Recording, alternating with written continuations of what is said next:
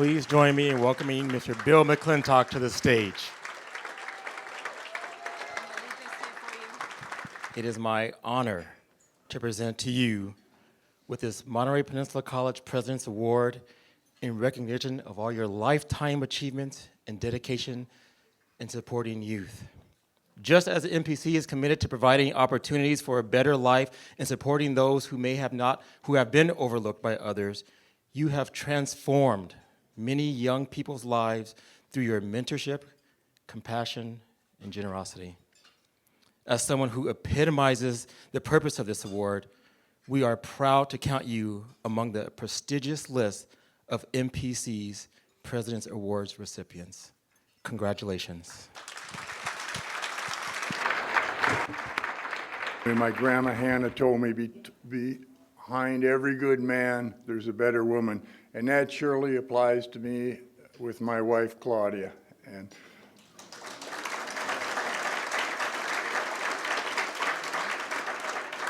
we've been together 30 years. To me, it seems like 3, and to her, it probably seems like about 300.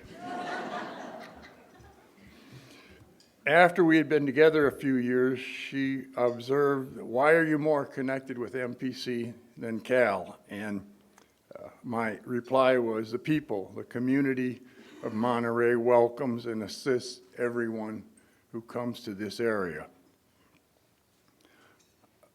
I want to talk about one or two people. John Reynolds was a real estate broker in Pacific Grove and rather philanthropic with the city of Pacific Grove. And after my 4th year at Cal, I was 6 units shy of getting my AA degree.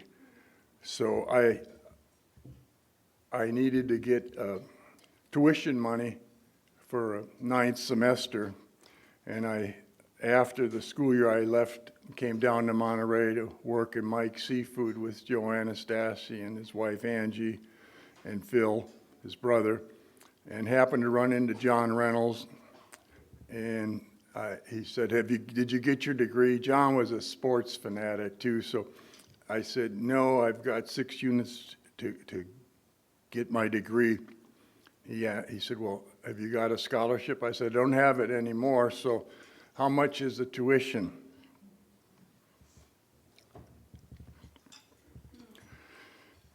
He gave me the $50 and said, pay me back when you can get it. I worked for Joe Anastasia during the summers and his brother Phil at Mike's Seafood. And during the season 57-58, Pete Paletta had gone to Santa Clara University and played basketball, and Joe Anastasia had gone to Santa Clara University and played football. So I think the first person Pete contacted when he got here was Joe at Mike's Seafood. And he set up a program for Lobo of the Week, Hustler of the Week, Defensive Player of the Week, and so on. And it provided at least 1 or 2 or 3 of us, and sometimes 5 of us, to get a free meal during the week while we were going to college. And John Karsten used to get the Hustler of the Week all the time, and I wasn't sure. He was a veteran, as I said, of the Marines and had the GI Bill. I wasn't sure if he got the Hustler of the Week for his basketball activities or his off-court activities.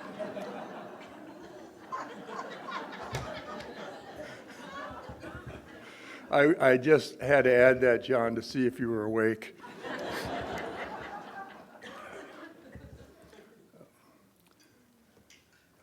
As I indicated, I've worked every summer during college down here at Mike's.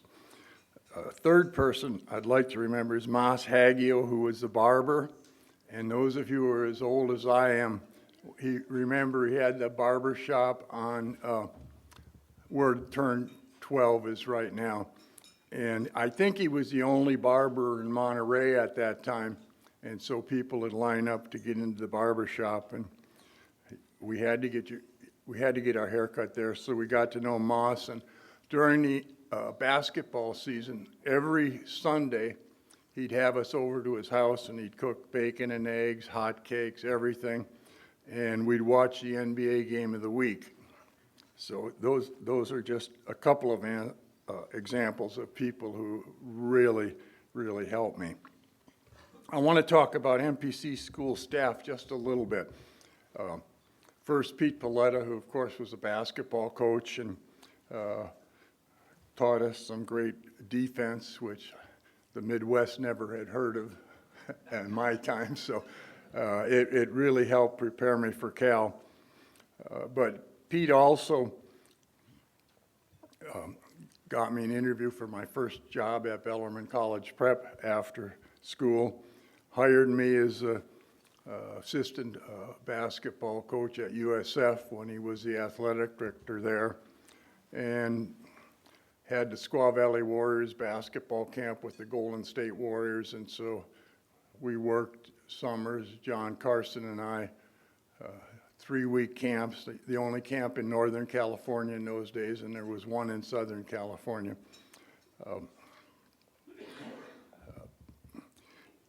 Second person is another faculty member, Luke Phillips, you all know.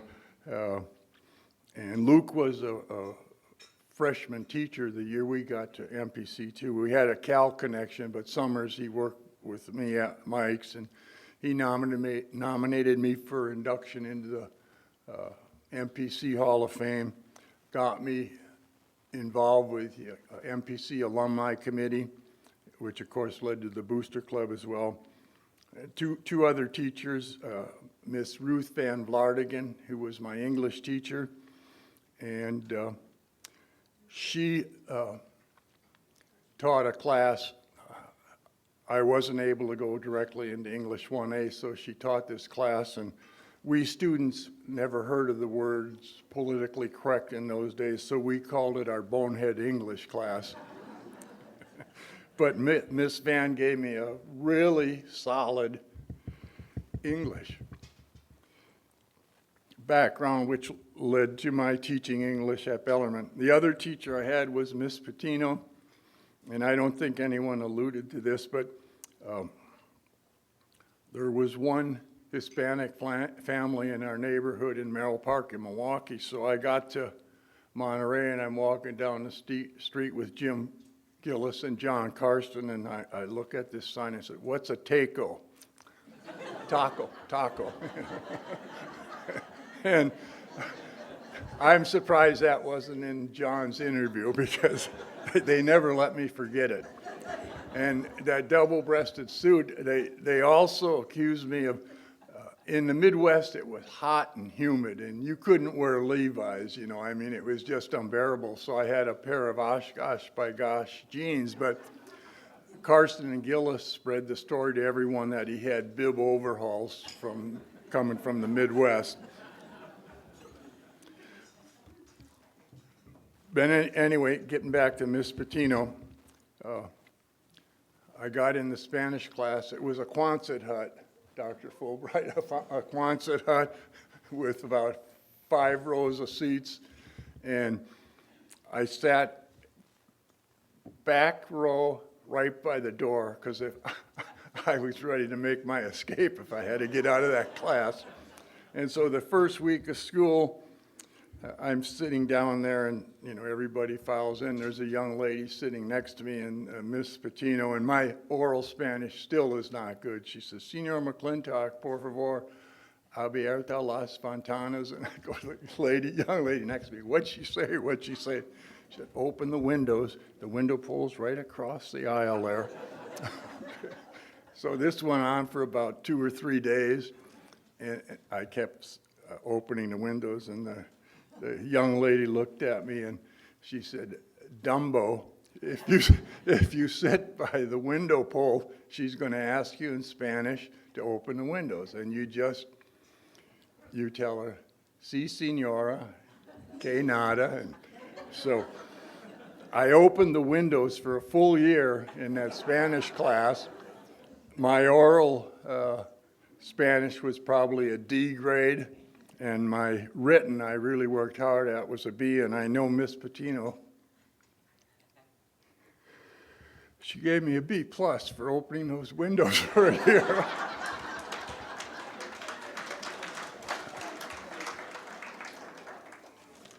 I'm going to talk briefly about my academic career, and it's really been covered quite well in the video, but I taught freshman English for about 5 years at Bellarmine College Prep, and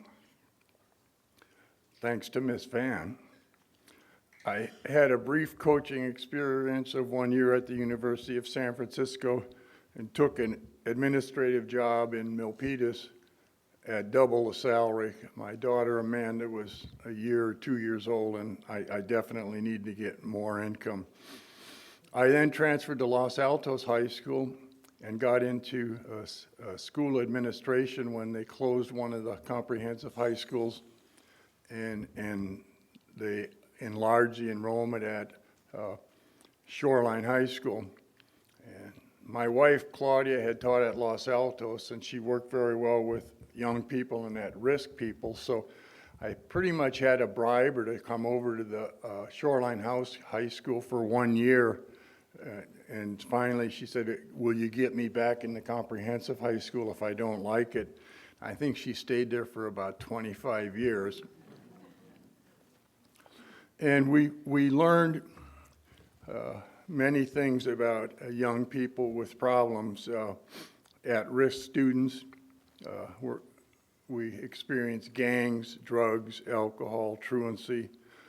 So we had to reach out to Community Service Agency, which provided for clothing and food and sometimes furniture for the families that needed it. And that outline that was up here that Dr. Fulbright had was, Claudia and I were commenting quietly how all those things were things we were having to do for our special students. We had counseling, community service agency. Packard Health Van would come by once a month, and they'd get free health services. After some successful years at Shoreline and Alta Vista High School, we realized there was another group of students not interested in high school, and that, as Christy alluded to, that's how we ended up in the middle college program.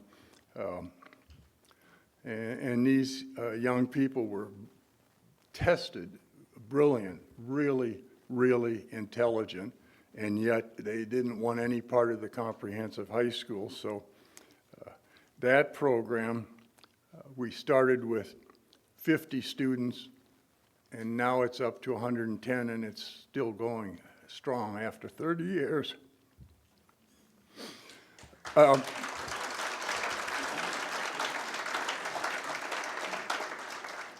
Currently, Claudia and I work with MPC to give back, to pay it forward, as John Reynolds said, and focusing on underserved students and alumni through the Alumni Committee and the Booster Club. And we participate in scholarships for reentry students. In conclusion, I think most of us who attended MPC would agree, without MPC, our lives could have taken a different path. I quote from Robert Frost, my favorite poet, in concluding, "Two roads diverge in a yellow wood. I took the one less traveled, and that has made all the difference." Thank you, MPC. Thank you, Monterey. Pod.